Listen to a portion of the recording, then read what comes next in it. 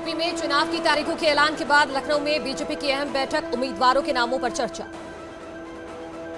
विधानसभा चुनावों को लेकर कल दिल्ली में जेपी नड्डा लेंगे अहम बैठक, सीएम योगी दोनों डिप्टी सीएम होंगे शामिल। इमरान मसूद ने किया कांग्रेस छोड़ने का ऐलान, कहा अखिलेश यादव से मिलकर लेंगे समाजवादी पार्टी की सदस्यता, कहा मैंने कोई विश्वासघात नहीं किया। प्रधानमंत्री की सुरक्षा में सेंध के मामले में सुप्रीम कोर्ट में सुनवाई, केंद्र ने कहा सुरक्षा में हुई भारी चूक और लापरवाही, पंजाब ने की स्वतंत्र कमेटी के गठन की मांग। सुप्रीम कोर्ट ने रिटायर्ड जज की अगुवाई में किया जांच कमेटी का गठन, चंडीगढ़ के डीजीपी, एनआईए के आईजी और आईबी के अफसर भी शामिल। पीएम मोदी की सुरक्षा चूक मामले पर रिटायर्ड जज की अगुवाई में बनेगी कमेटी, एनआईए, आईबी के अफसर भी होंगे जांच का हिस्सा। प्रधानमंत्री की सुरक्षा में सेंध मामले में सुप्रीम कोर्ट में सुनवाई, केंद्र ने कहा सुरक्षा में हुई भारी चूक और लापरवाही। न्यूज 18 पर बोले आरएलडी प्रमुख जयंत चौधरी, कहा 2-3 दिनों में आ जाएगी उम्मीदवारों की लिस्ट, एसपी के साथ मिलकर लड़ेंगे चुनाव। लखनऊ में सीएम योगी ने किया वैक्सीनेशन सेंटर का निरीक्षण, कहा यह लहर उतनी खतरनाक नहीं लेकिन सावधानी बेहद जरूरी। विश्व हिंदी दिवस के मौके पर सीएम योगी का ट्वीट, सभी देशवासियों को दी हार्दिक शुभकामनाएं। अजेंद्र अजय को बनाया गया बद्री केदार मंदिर समिति का अध्यक्ष, 7 जनवरी के आदेश के मुताबिक बद्री केदार मंदिर समिति बनाए गए अध्यक्ष। हरीश रावत का बीजेपी सरकार पर निशाना, कहा आबकारी, शिक्षा, स्वास्थ्य और कोऑपरेटिव में हुआ खेल, इन विभागों में दी गई चहेतों को पोस्टर। लखनऊ में आईपीएस असीम अरुण का वीआरएस स्वीकार, 15 जनवरी को रिटायर हो जाएंगे असीम अरुण, कानपुर के पुलिस कमिश्नर रहते हुए मांगा था वीआरएस, बीजेपी में शामिल होकर लड़ेंगे चुनाव। जम्मू कश्मीर के कलगाम में सुरक्षा बलों के साथ आतंकियों की मुठभेड़, अलबद्र के 2 आतंकी ढेर। न्यूज 18 के मंच से सीएम योगी का अखिलेश यादव पर निशाना, कहा एसपी को मिलेंगी सिर्फ 3 सीटें, कांग्रेस और ओवैसी पर भी साधा निशाना। एजेंडा यूपी के मंच से बोले सीएम योगी, पार्टी तय करेगी कहां से लड़ना है चुनाव, 325 से ज्यादा सीटों पर जीत का भरोसा जताया। कानपुर कन्नौज में आईटी की रेड पर सीएम योगी का एसपी पर निशाना, बोले आईटी रेड पर एसपी को सबसे ज्यादा पड़ा फर्क साफ है। सीएम योगी ने कहा राम के विरोधी तालिबानी समर्थक राष्ट्रवाद पर विपक्ष नहीं करना चाहता बात, बीजेपी ने जेसीबी को माफिया के खिलाफ ब्रांड बनाया। एजेंडा यूपी के मंच पर बोले केशव मौर्य, अयोध्या, काशी फिर मथुरा की बारी, मंदिर चुनाव का मुद्दा नहीं। डिप्टी सीएम दिनेश शर्मा का बयान, कहा 10 मार्च को विपक्ष की विदाई होगी, बीजेपी जाति के आधार पर नहीं करती राजनीति।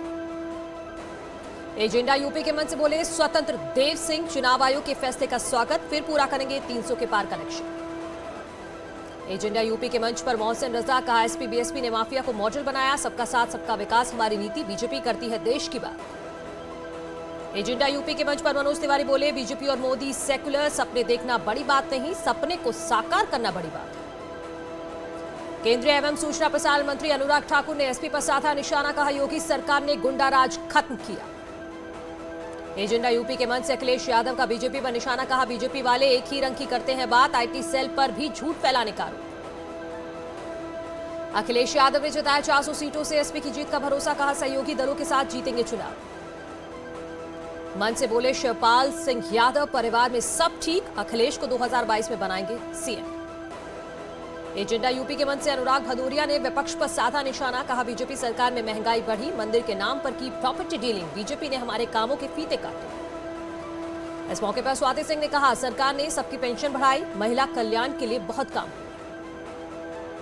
न्यूज 18 के मंच से बोले किसान नेता राकेश टिकैत, गन्ना भुगतान पर बीजेपी ने भ्रम फैलाया, सुप्रीम कोर्ट के आदेश पर राम मंदिर बना, झूठ बोलने में बीजेपी को गोल्ड मेडल। रक्षा मंत्री Rajnath Singh Covid positive, tweet कर दी जानकारी, राजनाथ सिंह ने खुद को क्वारंटीन किया।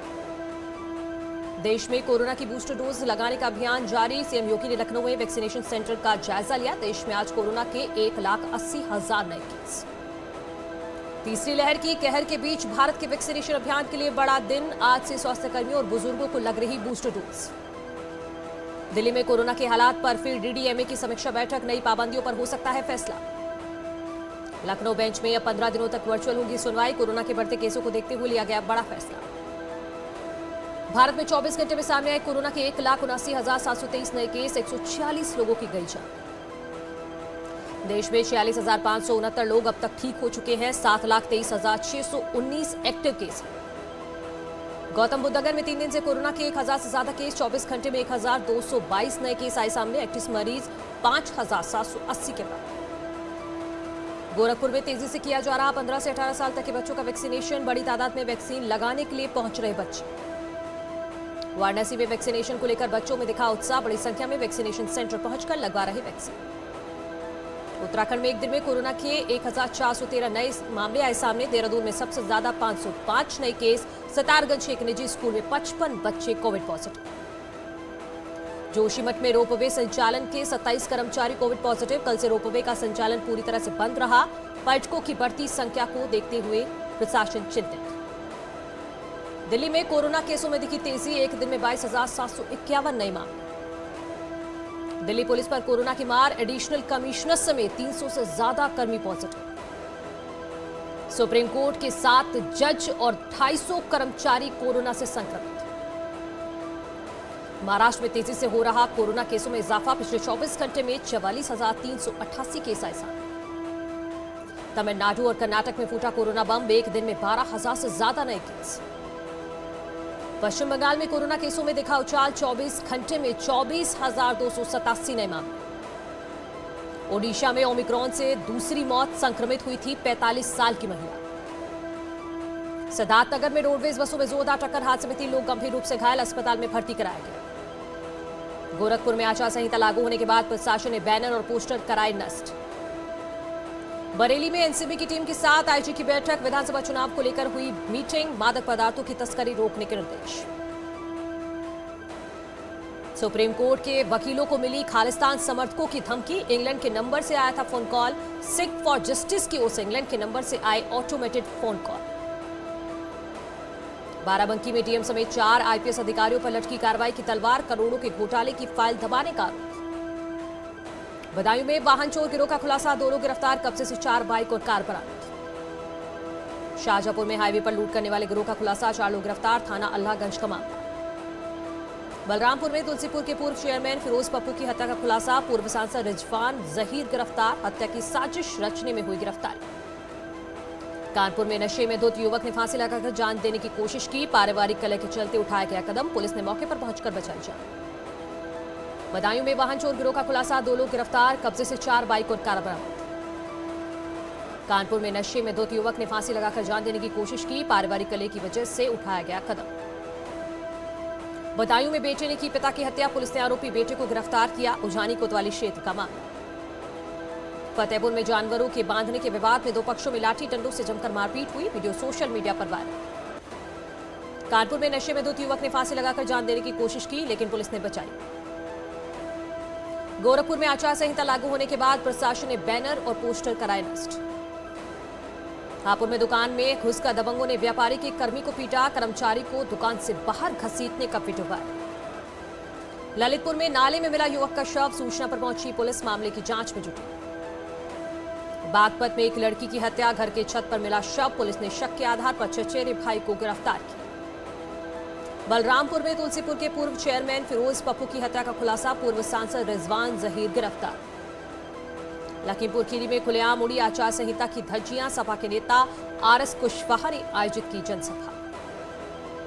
हमीरपुर में मूसलाधार बारिश के साथ गिरे ओले। हजारों बीघा फसल बर्बाद। पीलीभीत में जिला निर्वाचन अधिकारी ने अधिकारियों के साथ की बैठक। शांतिपूर्वक चुनाव संपन्न कराने के लिए तैयार की रूपरेखा। चित्रकूट में तिवारीपुरवा पर नहीं हुआ पक्की सड़क मार्ग का निर्माण। लोगों को करना पड़ रहा दिक्कतों का सामना। अलीगढ़ में दंपति ने बनाया सबसे बड़ा ताला। 400 किलो के वजन वाले ताले की चाबी का वजन 30 किलो।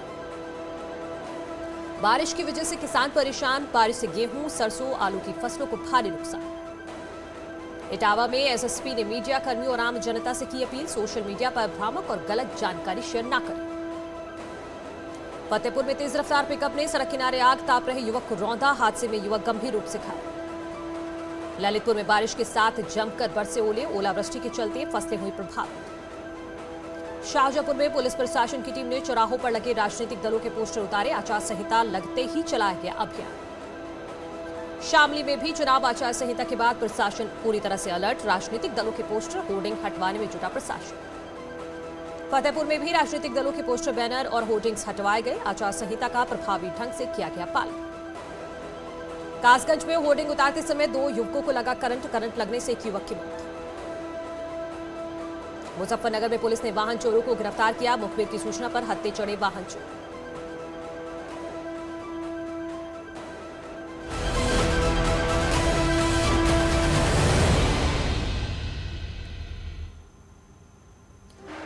और इस वक्त एक बड़ी